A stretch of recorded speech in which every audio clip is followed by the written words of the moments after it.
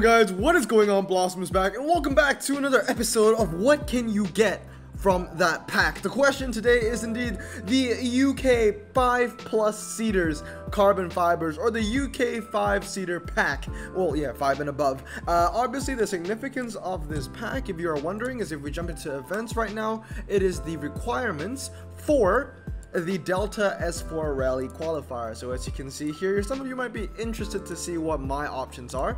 My UK x5 are as follows: W12, Continental GT, I-Pace, F-Pace, and a couple other epics. Nothing too special, especially when you know most of the track. I don't know what the track sets are. I think it's like 3 off-road, 2 on-road, or 3 on-road, 2 off-road. It's a mix of the sort like that. But yeah, this is what my hand is looking like. But today we are going to be reviewing the UK 5+ seater carbon fiber pack, and I'm going to let you know if it's worth it or not. And of course, as per usual, we're going to go through the ultras, the epics, the legendaries. It's been a while since I did a series like this, because it's been a while since Hutch actually released a pack that was interesting and unique, and you know, a pack I haven't reviewed before. But we're also going to go through what other contents in the pack and my verdict, and if you should open it and if I'm going to open it. So with that said, let's get into the, well, let's get into the cars. I was gonna say let's get into the video, but the video already started, so let's get into the cars. Alright, so here we are, guys. There are in total 56 cars you can get from this pack. 56. That's quite a big pack, actually. So starting off with the ultra rares, there are 34 ultra rares you can get from this pack. Now, in the past, I used to divide them up in RQ. It was a lot easier back then because there was only 4, right? Ultra used to be 19, 20, 21, 22, but now it goes from 50 to 64. That's a pretty big gap. So what I got for you today is that I'm just gonna tell you how many low-end ultras are there and how many high-end ultras are there, right? And that's gonna be the same for the epics as well. So ultras span from RQ 50 to 64. So you know, the middle number is 57, I guess. So basically, ultra rares that are RQ 57 and below, there's 16 of them, and then ultra rares that are 58 RQ and above, there are 18 of them. So that means that you have a slightly higher chance of getting a, I guess, higher tier ultra than you do getting a lower tier ultra. Once again, that doesn't determine if the ultra is good or not. That's just a fact, if that interests you. But with that said, let's get into it. So the first car is the Vauxhall GTC VXR. I do have one of these in my garage, and I have to say, it's fused, really. It's just fused. I'm actually surprised that this is a 5-seater. There are a couple cars in here where it's like, I don't know if it's a 5-seater or not, especially that Continental GT3, because Hutch definitely made a mistake about that, but you know, it's Hutch, they always make mistakes. Moving on is the Ford Focus ST 154 6.284, used to be super rare. I actually have one in my garage, one of the oldest cars in my garage. I maxed it out when it was a super rare, and it went up to ultra. Moving on is the Range Rover Sport. Not a very, this is like the worst Range Rover in the game. Well, ultra and above, sorry. Jaguar XJR, a car that I'm, you know, pretty fond of. I think it's a really cool looking car, but in terms of just statistics and how useful it is in the game, it is not very useful at all. It's slightly better than the BMW M3, but you know, it's still not the best. It's medium ground clearance though, I can tell that. It's medium ground clearance.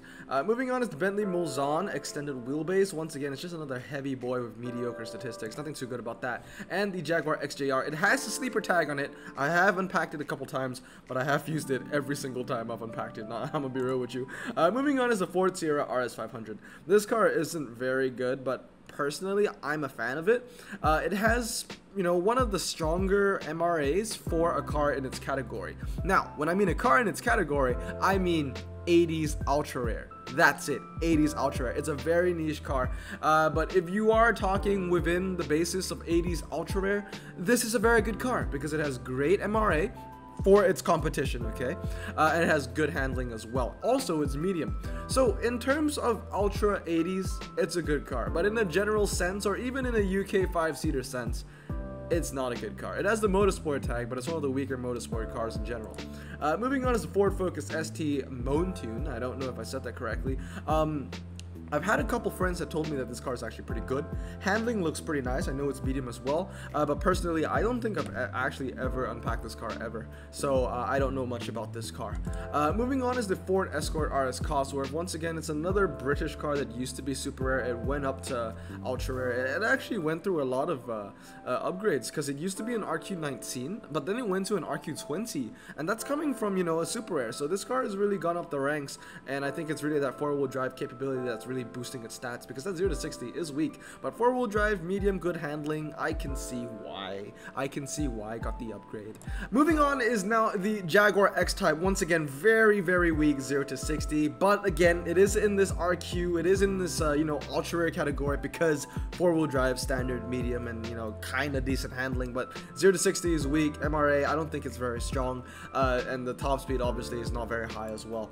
Moving on is the Land Rover Discovery Sport P250. Now, before the Maserati MC12 finals, I would have just, you know, shoved this car to the side and be like, it's just another heavy Range Rover, nothing too special about it.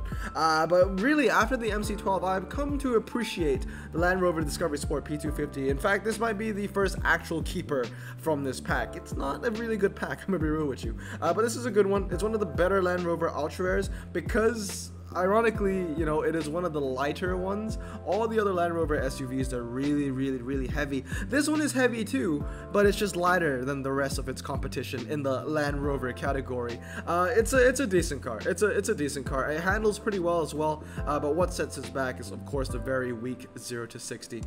Moving on is the Land Rover Discovery SI4, along with the Jaguar S-Type R. Once again, both cars I would definitely fuse. Range Rover Sport, this is a car I would max just because it has slightly better MRA than the Land Rover PHEV, which we'll see right here, and they have the same 0 to 60. And so just because of that, just because this is slightly better MRA, same 0 to 60, also, you know, same, actually this one has better top speed as well, you would know that the Range Rover Sport is indeed slightly better than the PHEV. So yes, I mean, it's still not the best Range Rover, but I would take it over the PHEV, which I can tell you is 100% fuse. Moving on is the Bentley Mulsanne Design Series, and then the Range Rover Evoque. A lot of Range Rovers and Bentleys in this pack. Moving on is the Jaguar XJ 3.0 V6, followed by the Bentley Mulsanne WO Edition. This is a car that has like a cult status. I know a lot of people do not like this car. It's really heavy, and because of that, it kind of gets you nowhere besides Bentley events. Moving on is the Bentley Brooklands. This one is kind of the opposite. I've had a couple people tell me that this car is actually pretty good. Once again, I've had it once. I had to fuse it for, I think, a Tri-Series or something like that. No, I think it was Silver Screen that I had to let it go for. But once again, you know, some people told me it's pretty good. Once again, I don't have any recollection of this car. I've never raced against it. I've never lost against it. I've never seen anybody had it max. So, you know, there's nothing much I can say about this. Moving on is the Jaguar XFS. This is 100% fuse. Moving on is the Ford Sierra RS Cosworth 4x4, 5.60 to 60, 81 handling, 4-wheel drive, and medium ground clearance. It's a car that I've had in my garage for a while, but in all honesty, I'm going to fuse it. Of course, next is the Ford Focus RS. It's a decent car for clubs because of front-wheel drive and good handling, but there's a better option that we'll see in a bit. And then next is the Bentley Mulsanne Grand Convertible.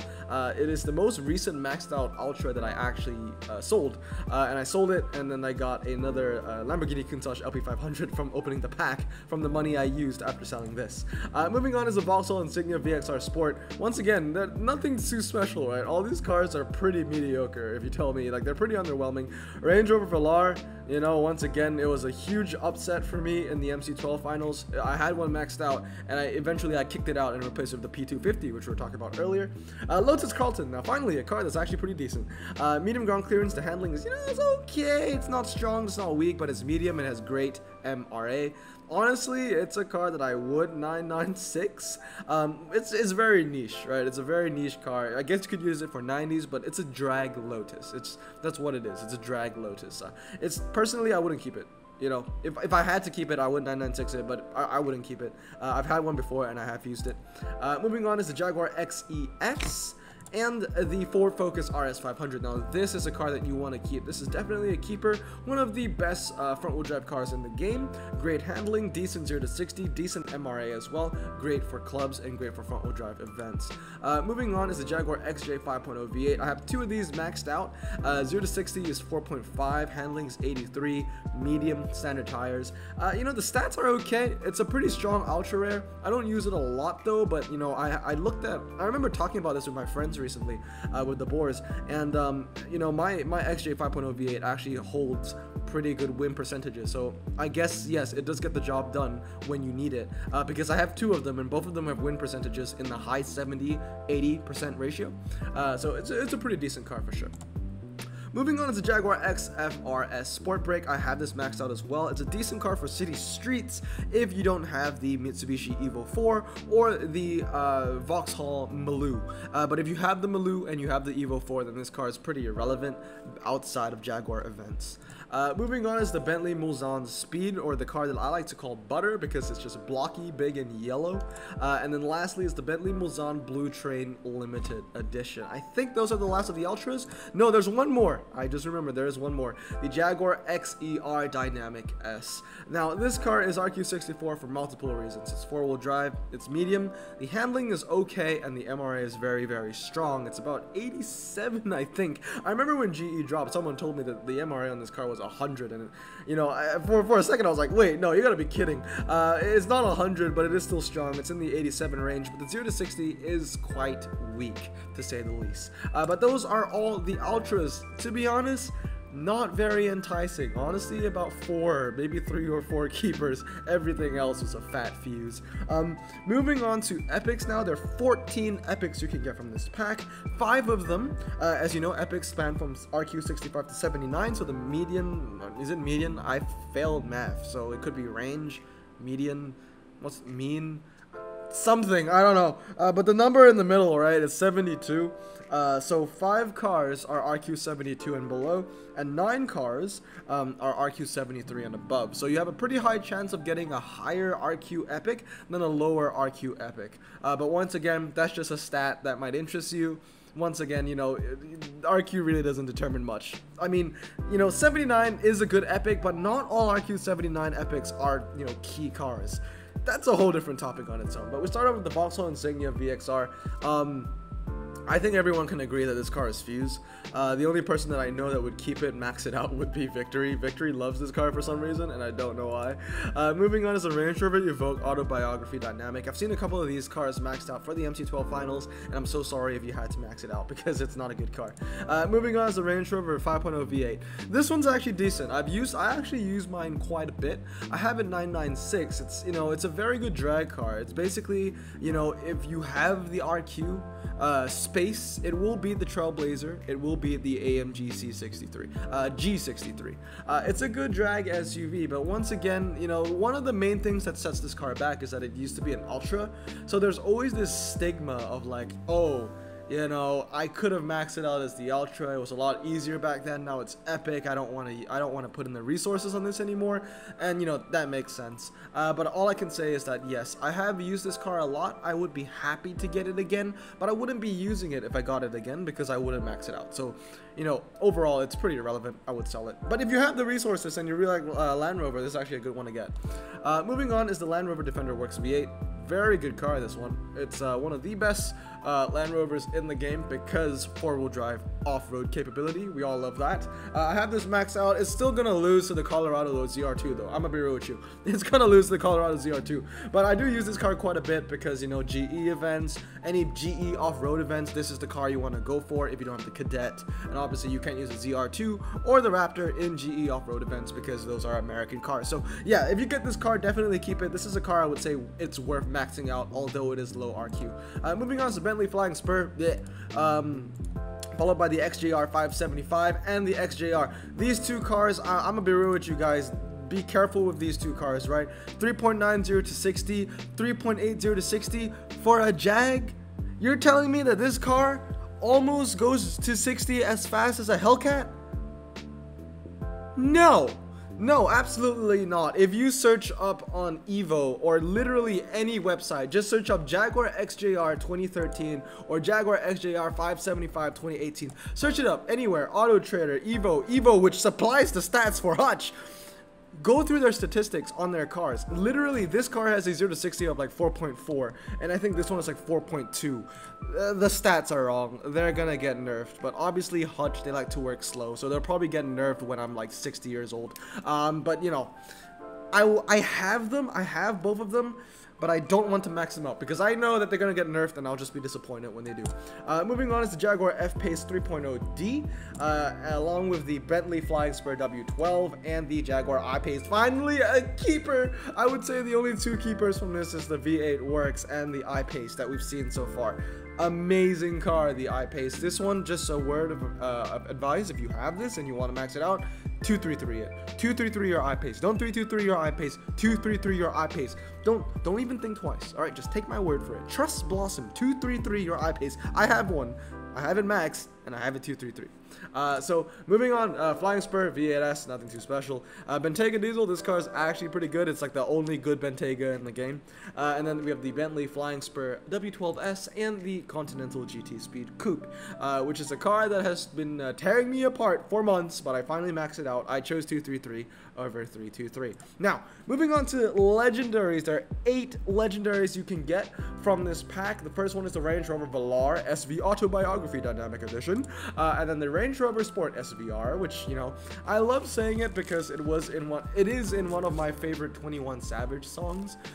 He's like, Rover SVR and I got the seeds blazing. It's called Rap Saved Me if you want to check it out. Love that song. Always listen to it in the gym. Moving on is I don't want to look at it. And then the Bentley Flying Spur. Another one. Okay, Bentley Continental 24, which I like to call the Deadpool car. And finally, not finally, the 2 more cars, the Jaguar F-Pace SVR. And the final legendary, which really shouldn't be in this pack, is the Bentley Continental GT3. Now, everybody knows, right, this is, you know, a motorsport car, right? And obviously, motorsport cars, when you want to save weight, what do you get rid of? The back seats. In fact, this might not even have a passenger seat. This is a 1-seater. But so far, this has been a 5-seater. It has been classified as 5 seats.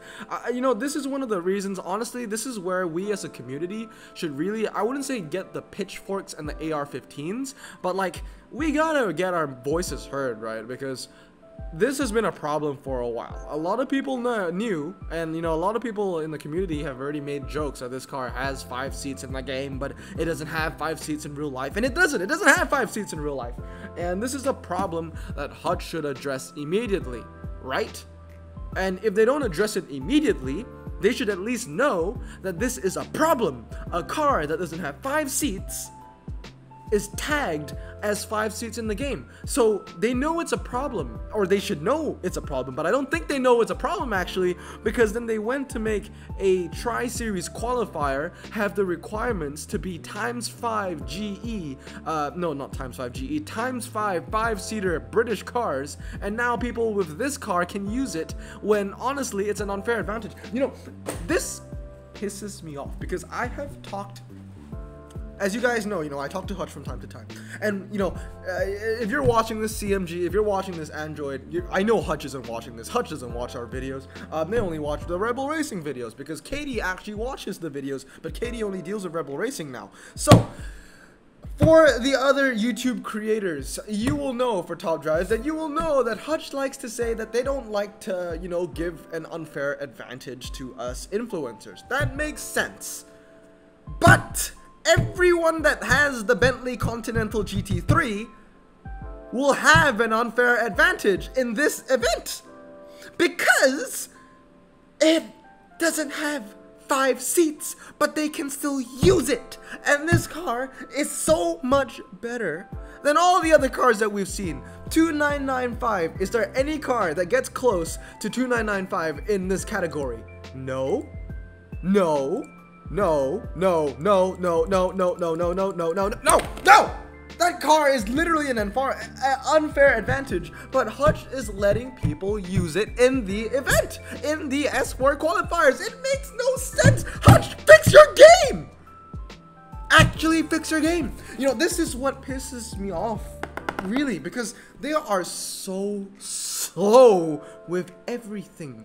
Every little problem. The community always brings up problems for Hutch, for them to fix. And you know what they say in every DM, in every Discord server, in every Top Drive show? You know what they all say? Oh, we'll put it on the list. How long is your freaking list? Just fix the damn problems. This isn't, the GT3 isn't the only one. Eventually, there's gonna be so many problems. Everybody's back is gonna break. Mine is on the verge of it. I don't know, but if anything, let's get to my verdict after that rant. So, boom, the UK 5+ seater carbon fiber. What do I think of this pack? Well, if you haven't seen from the contents already, this pack is literally, Hutch was like, okay, so let's make a pack where we can add all the Range Rovers, all the Bentleys, and we'll put in all the Jags, but then we'll take out all the good Jags, right? We'll just put in the crappy Jags, right? You know, the CX-75s, we won't put them in there. The TWRs, we won't put them in there. We'll just put the crappy Jags, that's right. We'll sprinkle it with a little bit of Vauxhall because they get no love, a little bit of Ford, and there you go. That is the UK plus 5-seaters. Oh, and let's throw in the Continental as well, because why not? It's not a good pack, guys. It's not, it's literally, there's like 2 or 3 ultras that I would keep, like 2 epics that I would keep, and like 1 legendary that I guess I would keep all the legendaries, but there's only 1 legendary I would genuinely be happy about. It's not a good pack. Should you open it? No. Should I open it? No. It's not a good pack. You know, I guess if you're a Land Rover fan, you can open it, right? But besides that, if you're a Jag fan, just wait for the Jag packs. Like I said, only the crappy Jags are in this, especially in the ultra rare section. God, that's disgusting. And if you're a Bentley fan, I mean, first of all, I'm sorry, but second of all, okay, Bentley's actually a great brand in real life, but in the game, it's trash. And if you are a Bentley fan, you're just better off of a Bentley pack, so you get, you know, 100% Bentley drop rate. But with that said, it's a crappy pack. Don't open it. Anyway, I hope you guys enjoyed this episode. It really turned sour quick. I don't know. Hope you guys have a great day, and I'll see you all next time. Remember to stay safe and wash your hands, and I love you guys. Blossom out.